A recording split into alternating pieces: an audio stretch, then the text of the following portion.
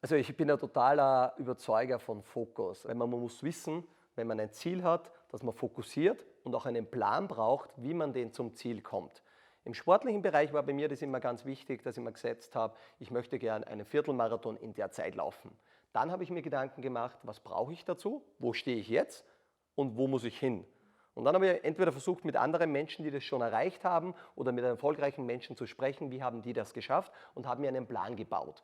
Und umgekehrt, glaube ich, ist es aber auch wichtig, dass ich beispielsweise jetzt kein starker Schwimmer wäre und mir dort keine Ziele setzen kann, die einfach ferner liefen sehen. Also ich glaube, ganz wichtig ist es, seine Stärken und Schwächen zu kennen und auch zu akzeptieren, dass man nicht nur Stärken hat. Keiner von uns hat nur Stärken und keiner von uns hat nur Schwächen. Und ich bin ein Mensch, ich glaube halt daran, die Stärken zu stärken und nicht die Schwächen auf Mittelmaß zu bringen. Ein sehr schönes Beispiel ist eine Fußballmannschaft. Hier haben verschiedene Menschen verschiedene Stärken. Wahrscheinlich wird der Torwart nie als Stürmer spielen können und umgekehrt wird es auch nicht funktionieren.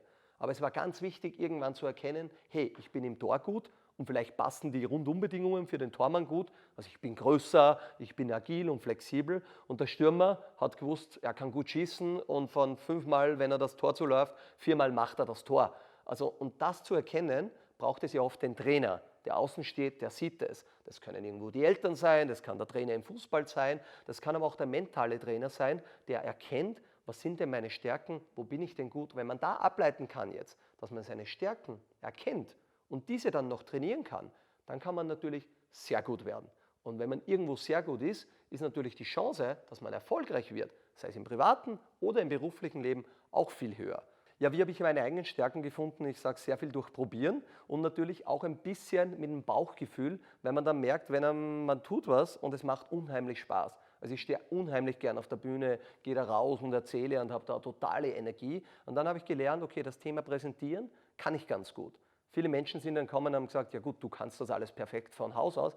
Nein, ich habe dann auch angefangen, mir Bücher zu kaufen, mit anderen Leuten, die Keynotes halten, zu sprechen. Wie machst du das? Wie baust du die perfekte Präsentation auf? Und ich glaube auch, wenn man schon wo gut ist oder sehr gut, dass man wirklich nahezu perfekt wird, da geht es immer noch bergauf. Und das ist auch das Schöne am Leben. Ich glaube, wir lernen nie aus oder wir sind nie fertig, dass wir sagen, jetzt habe ich fertig gelernt. Und das war bei mir auch so ein Punkt. Ich habe herausgefunden, da bin ich schon gut und da möchte ich jetzt besser werden und dann habe ich da investiert.